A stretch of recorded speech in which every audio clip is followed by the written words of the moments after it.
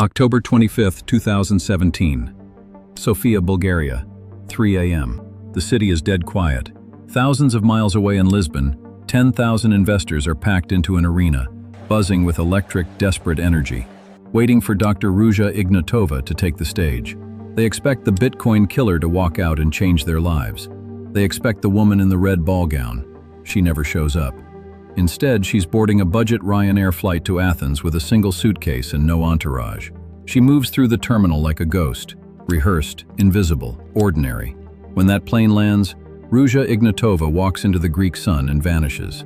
No arrest, no trial, no explanation. Just $4 billion of other people's money missing. Today there is a $5 million bounty on her head. The FBI warns she might be hiding in plain sight with a surgically altered face. But in the dark corners of the Bulgarian underworld, a more chilling theory exists, that she was dismembered and thrown off a yacht to keep a crime lord's secrets. One woman, two impossible possibilities. Is she a ghost living a second life with a new face? Or is she at the bottom of the sea?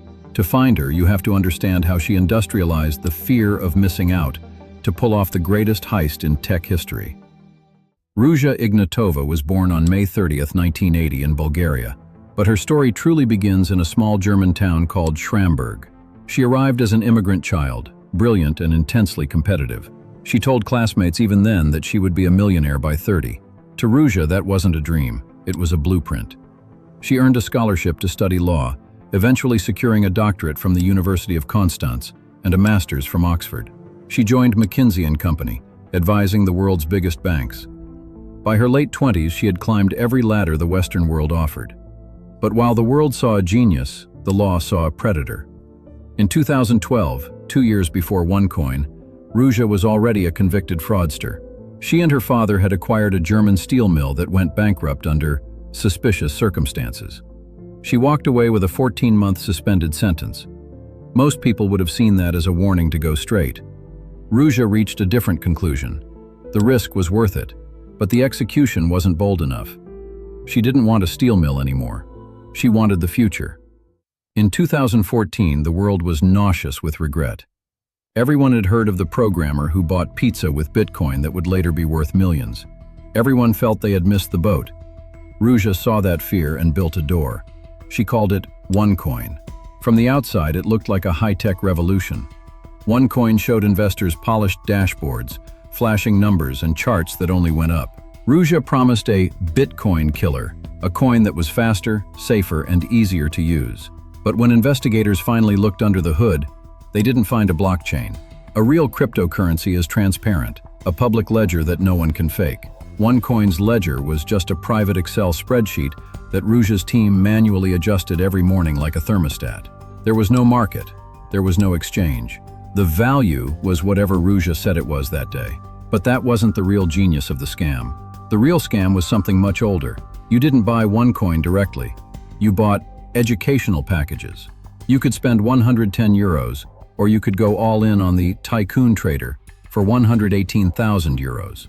These packages gave you tokens to mine the coin, but the real money came from recruiting. It was a pyramid scheme wearing a Silicon Valley hoodie. Bring in a friend, you get a cut. They bring in a friend, you get a cut of that too. By 2016, 3 million people were in. They weren't crypto bros in suits. They were teachers, nurses, and factory workers who were told, "Don't miss the boat again." Ruja Ignatova understood something most con artists never grasp. The product doesn't have to be real. The authority does. She spoke 4 languages. She had an Oxford degree. She had the McKinsey pedigree. When she took the stage, she wasn't just listing qualifications. She was dressed for the part. A performance that asked, "Why would a woman like this need to steal from you?" In June 2016, she headlined Wembley Arena. 10,000 people, stadium lights, the energy of a rock concert. She wore couture gowns and blood-red lipstick. She gave her victims more than a coin. She gave them identity. You weren't a mark. You were an insider. You were smarter than the banks. You were part of the revolution. While the insiders in Uganda and Vietnam were mortgaging their homes, selling their livestock, draining retirement funds, and sacrificing everything they had built over a lifetime, Ruja was building a parallel life of almost incomprehensible excess. While the world saw the Cryptoqueen, The shadows saw a money launderer. Ruja spent significant time in Dubai, an emirate that, at the time, asked very few questions about where money came from. She bought a penthouse on the Palm Jumeirah through shell companies. She had a $7.5 million super yacht called the Divina, where she hosted elite parties. But the strangest detail comes from leaked documents from Dubai's courts. In 2015, Ruja allegedly struck a deal with a member of a royal family in the UAE. The deal was bizarre. The sheikh handed Ruja 4 USB memory sticks containing 230,000 Bitcoin. At the time, they were worth roughly 50 million euros. In exchange, Ruja wrote him checks from an account that was already being frozen for money laundering. The checks bounced. The sheikh sued. But here is the terrifying math. 230,000 Bitcoin today is worth billions. If Ruja still has those USB sticks, she isn't just a fugitive. She is one of the wealthiest individuals on the planet, holding a fortune in the very currency she claimed she was going to kill. By early 2017, the walls were closing in. The FBI was investigating. The BBC was pulling at threads. Ruja had informants inside regulatory circles. She knew her window was narrowing to hours. On October 25, 2017, she boarded a Ryanair flight to Athens. Real passport, her own name. She walked through security like she owned the terminal, calm, unhurried, invisible. She understood that guards look for someone nervous or hiding, not a professional woman moving with absolute certainty. She performed belonging, and it worked. But before she vanished, she made one final, ruthless move. She called her younger brother Constantine, a man she had plucked from a job as a forklift driver, and handed a role as her personal assistant. He trusted her completely.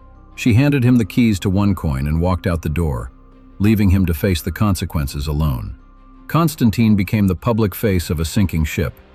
In March 2019, he was arrested at LAX.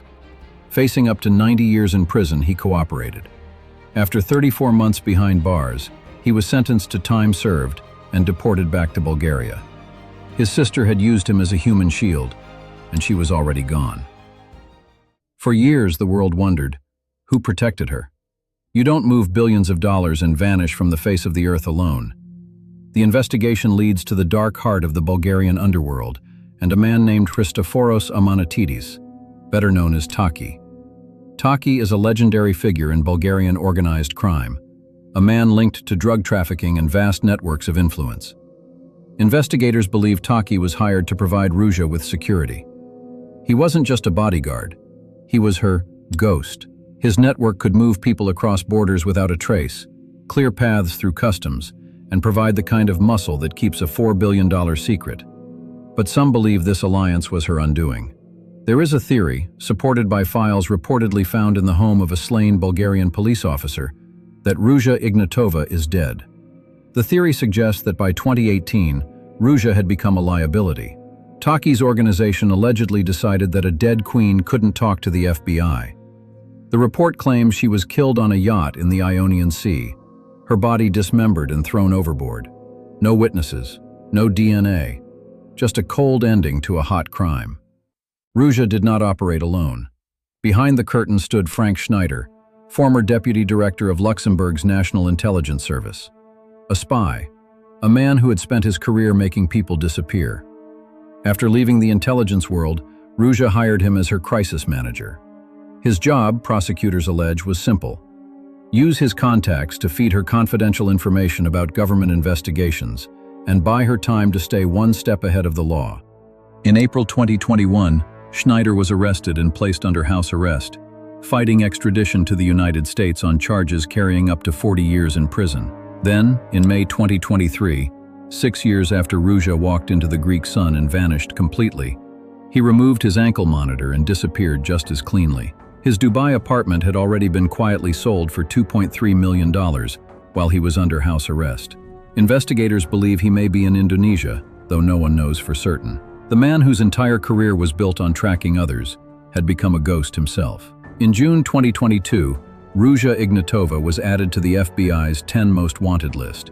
She is the only woman on it. In 2024, the U.S. Department of State raised the reward to $5 million, the same bounty placed on the heads of the world's most dangerous drug lords. The FBI does not say she is dead. Their official wanted poster warns that she travels with armed guards and may have had extensive plastic surgery to alter her face beyond recognition.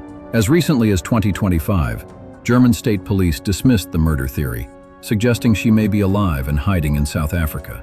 So, we are left with two possibilities.